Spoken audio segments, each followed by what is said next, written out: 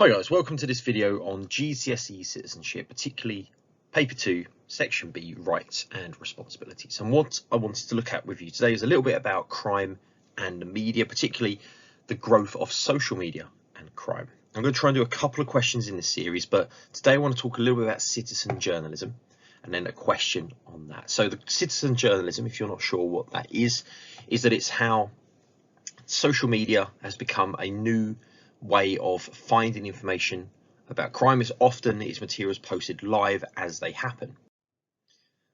For example, these would be some examples of citizen journalism. So you can see both of these individuals talking about the same event in which there was believed to be some form of shooting or a shooting that had taken place, particularly in London on Oxford Street. So this was this guy talking about a guy on a gun on Oxford Street and that he was hiding in French Connection. Someone saying they heard bangs and people falling into the streets. Ollie Murs famously talked about how, while in Selfridges, there'd been someone with a gun, shots had been fired, everyone was running out the building. He was huddled out the back in his hotel later that evening saying he was safe, and then he was told that there was no gunman at all, and the whole thing was just this panic that had been created by him and others saying there was a gunman, and then this created this panic and swept through the store. So this is citizen journalism, the idea that information is presented by citizens as it happens. Now, if we were to take a look at an exam question, this one here is, I think, is quite a nice question. So it says citizen journalism via social media is the most reliable source of information on crime. And I've highlighted those two words particularly, reliable source and information crime, because they're key things to think about.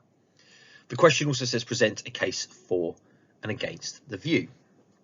Now, if we go with strengths of citizen journalism, we could say is that often the people doing it are first on the scene. They capture events live as they happen. They're often there before the traditional media, so newspapers, TV, arrive, so they can literally document what is happening as it happens. So in terms of information on crime, we get up-to-date information. We could even maybe look at reliability, that they are there as it happens. So because they're witnessing it firsthand, they could be seen as reliable. Citizen journalists present on what they see. They give us an update. So again, it's a particular point of view they are providing. And it could be useful for highlighting or warning other people about violence, about terrorism, about an incident, so people can get away from the area, people won't go to the area. So that's something that's maybe useful about citizen journalism. On the other side, the weaknesses, so there's no regulation on citizen journalists, there's no verification processes like other forms of media. So Ofcom, the IPSO, they regulate traditional media like TV and newspapers to make sure the stories are fair, accurate, unbiased. Citizen journalism, which I put as CJ as just in the brackets there, doesn't have this. So this can cause panic, misinformation, fake news. So maybe we could highlight that it isn't reliable. And often the story is provided from a personal account, an individual perspective. So it's a very narrow insight into an event. It's also likely to be shaped by someone's beliefs, views, or opinions. So again, that could be something else we could say that's unreliable about citizen journalists. So let's plan this question out. So the general template I like to use for an 8 marker is I suggest you introduce the question first of all. So that might be defining, in this case, what citizen journalism is. And I've put here citizen journalists, or CJ. So if you have a word you're going to use frequently in a video, in an essay, you could shorten it in brackets and then use that and then a sort of code all the way through your essay. Do it once in an essay, maybe 1 or 2 times if you're going to be using very long words, long phrases, but don't do it for everything. Otherwise, by the time you get to the end of the essay, it's kind of broken down into like a Morse code like message. So citizen journalists are members of the public who will continue or comment to report on an event or incident via social media like Twitter, Instagram Live and Facebook. So there's our definition of what citizen journalism is.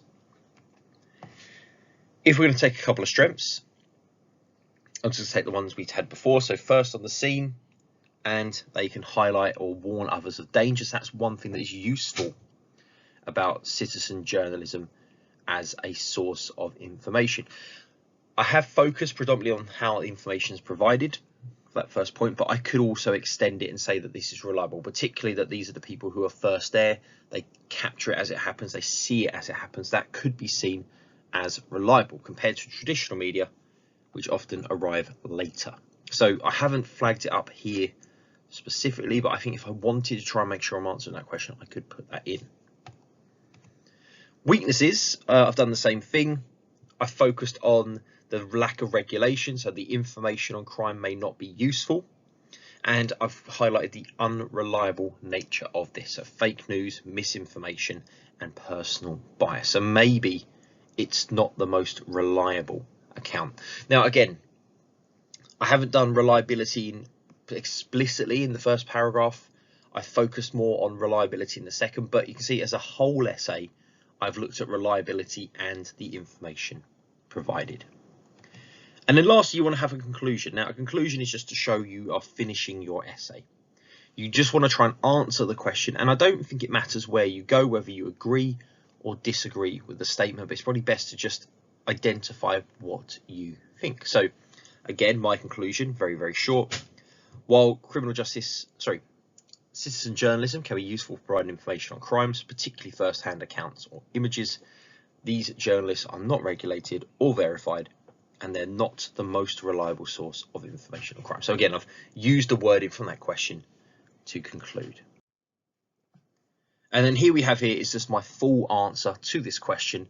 Again, just to show that an 8-marker doesn't have to be very long. So 1 sentence, 2 sort of line introduction of what citizen journalists are.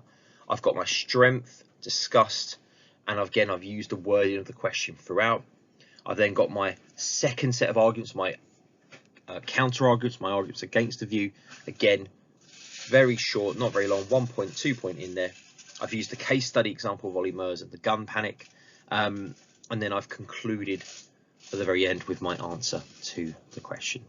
So again, hopefully gives you a little overview of how to approach an 8-marker, particularly if you had a question about citizen journalism and its contribution to helping us understand crime. As always, I will try and make a few more of these if I can, if I get time, but I hope this has been helpful. You can like and share it, and hope you have a great day. Take care.